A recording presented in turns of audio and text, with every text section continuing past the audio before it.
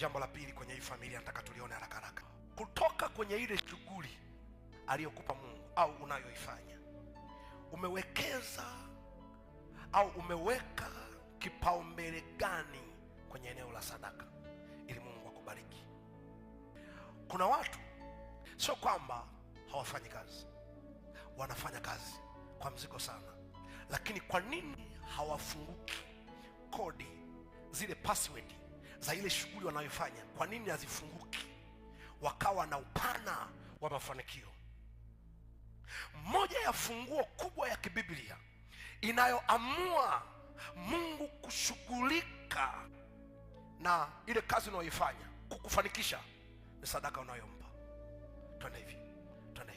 Kwa mfano, akisimama katibu wetu hapa, tukamsimamisha katibu hapa, tukamsimamisha na mwenyekiti hapa, alafu tukamleta na waziri mkuu wa Tanzania wakasimama hapa, alafu nikawaambia watu tokeni nje, kila mmoja aende akawaze zawadi ya kuja kumpa katibu, mwenyekiti na waziri mkuu. Nendeni mkawaze. Zawadi ya katibu tutaipata haraka sana, tutamchukulia hizi kwa sababu tunamfahamu. Zawadi ya mwenyekiti tutaipata haraka, lakini zawadi ya waziri mkuu itatusumbua. Tutaanza kupambana na cheo, nafasi aliyonayo. Waziri mkuu nimpelekee kitambaa? Hapana. Waziri mkuu nikampe 10,000? Ndogo. Lakini katibu inawezekana ukasema nitampa 5,000 tu, umemaliza. Kumbe ni wangapi ambao huwa wanahangaika na nafasi ya Mungu pindi wanapoandaa sadaka kumpelekea? Wangapi watu kuteseka na nafasi ya Mungu kabla tujapeleka sadaka madhabahuni kutoka kwenye kile kitu ambacho Mungu amekupa? Naomba niulize swali. Kwa wiki unatumia shilingi ngapi kununua vocha? Kwa wiki unatumia shilingi ngapi kula chakula nyumbani kwako? Wewe piga tu hesabu. Kwa wiki unatumia shilingi ngapi nauli kwenda kazini, kwenda kwenye biashara yako? Alafu majiuliza, kwa nini unampelekea Mungu shilingi 500, unampelekea Mungu shilingi 1000? Maana Mungu ni wa mwisho katika fikira ya moyo wako. Yaani kule kwenye kufikiri Mungu umempa nafasi ya mwisho. Kuna kitu kinachokulazimisha kwamba nisipotenga nauli siendi kazini, lakini nisipompa Mungu sadaka, hujawahi kuwaza matokeo gani yatanipata. Na hiki ndo kimemgharimu Kaini. Mungu anamwambia usipotenda vema hutapata kibali. Kibali ni permission, permit. Wafanya biashara tuko hapa, ili ufanye biashara unapewa leseni, si ndio? Usipokuwa na leseni maana yake hiyo biashara ni haramu. Kwa nini unapewa leseni? Kwa sababu umetoa kodi, umetoa fedha, wamekupa leseni na umeenda kulipa na mapato. Umeenda kulipa mapato ili uwe huru kufanya biashara. Sasa watoto wa Mungu wengi tunafanya biashara, lakini hatujampa Mungu nafasi ya kuchukua mapato yake kwenye zile kazi tunazozifanya. Abili anapompelekea Mungu sadaka yake, anampelekea sadaka ya moyo wa kupenda. Anajua anampelekea Mungu aliyenibariki, kwa moyo wake umekunjuka kumpelekea Bwana. Wengi tunampelekea Mungu sadaka ya nyongeza. Ndio maana utakuta wengi tumebeba buku hapo. Uongo kweli? Wewe kuanzia mwaka juzi unatoa buku, mwaka jana unatoa buku, mwaka 2000 na ngapi ulitoa buku. Umewahi kufikiri kwa nini upandi? Umegoma kujipandisha viwango. Wewe mwenyewe unatoa buku. Lini utaanza kutoa 5,500? Lini utaanza kutoa 10,000? Na kuna watu wanaenda kanisani ameshapanga 5,000. Kwamba hii 5,000 ndio ya kanisani. Ikiisha hii stoi nyingine. Anapambana na mawazo ya kujizuia kubariki. Wapendwa, kutoa sadaka kukuzuia kwenda mbinguni, ila kutakuzuia kufanikiwa. Kufanikiwa ndio utafeli. By the way, duniani utakuwa unafanya kazi, huo ni mapato. Kawaulizeni watu wa mataifa kwa nini wanafanikiwa? Wanatoa. Kuna mahali wanatoa. Kanuni ya kufanikiwa ni kutoa. Kule wanakotoa, they have been blessed. Wanakwenda kuchukua baraka zao. Mungu yuko pale. Mungu yuko pale. Kazi yake ni kuchunguza moyo upi unaonipa sadaka kwa moyo wa kupenda. Sio lazima kwa moyo wa kupenda. Geuza ufahamu wako ili uanze kuongezeka kibaraka katika mapato yako.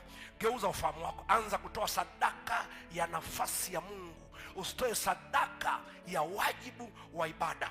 Toa sadaka ya nafasi ya Mungu. Na ibada, sadaka ya nafasi ya Mungu, unaanza kumrigadi Mungu. Amenilinda Jumatatu, nimepanda gari mpaka nimerudi. Kwa kweli amenilinda Jumanne, leo ni Jumatano, wacha nimpe Mungu sadaka. Na kuna watu mko hapa mnafanya biashara, mnapata mapato ya bingo.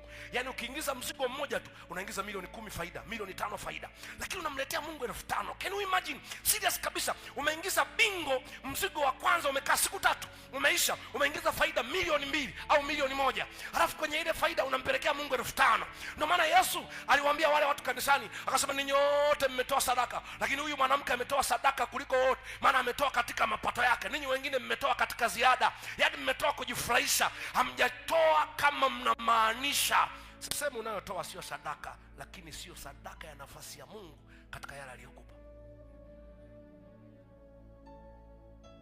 Kuna watu mko hapa mna magari, unaweka mafuta shingapi kwa wiki nzima, na hilo gari Mungu atoka umenunua hajawahi kupatisha ajali hata moja. Kwa taarifa yako, sadaka haina ushindani wa akili kwamba nilitoa jana leo nisitoe. Huo ni ufahamu mdogo. Sadaka inashindaniwa na leo. Natoa leo kuliko jana, natoa leo kuliko jana. Sasa utoe kwa sifa, toa kulingana na Bwana alivyokubariki. Toa kulingana na vile unavyoona kwa mazingira haya, wacha nimheshimishe Mungu kwa staili hii. Kwa mazingira haya, wacha nitoe kwa kiwango hiki. Toa vile Mungu alivyokubariki. Usiwe mgumu kutoa. Watoto wengi wa Mungu watubariki kwa sababu watoto hii ni wagumu kutoa. Amen. Amen. Wengine wamenikasirikia. Amen. Naomba niulize swali. Ni swali tu nauliza. Zile kadi za harusi wakitupaga, wangapi watumalizi michango? Kwa nini tukipangiwa bajeti ya semina hatumalizi? Sema ndatoa tu. Jamani, bajeti itakuwa ni shilingi 50,000 kila mtu. Sadaka itakuwa ni shilingi ngapi kila mtu? Mtu anasema hata nikitoa 5,000 basi tu. Lakini zile bajeti za kwenye kadi, kwa nini tunazimaliza? Ina maana tunathamini sana kula kuliko kuchukua baraka kwa Bwana. Ndio ufahamu wa mtu ulivyokaa.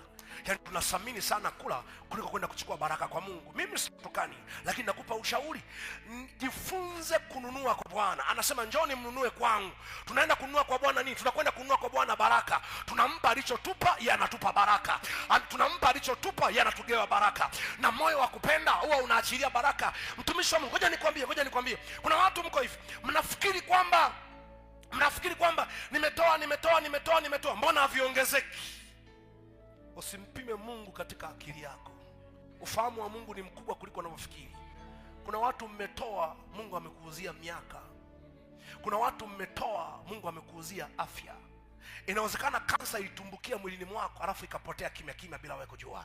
Uliziona tu dalili fulani zimetokeza alafu zikaondoka. Inawezekana sukari ilikuja ikaupiga kelele ikawika alafu baadaye ikapotea. Wewe unataka hela, Mungu anaona ngoja ninunue kwanza miaka yake ya kuishi. Anapambana na kisukari, unasema Mungu anibariki. Mtumishi wa Mungu, acha unyimi wa kutoa kwenye vile alivyokupa Bwana. Geuza ufahamu, anza kutoa. Jiwekea utaratibu wa kumpa Bwana kwenye vile alivyokubariki.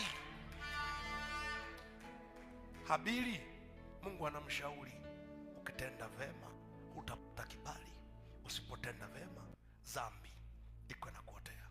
Kwa niwe mwenye utamu.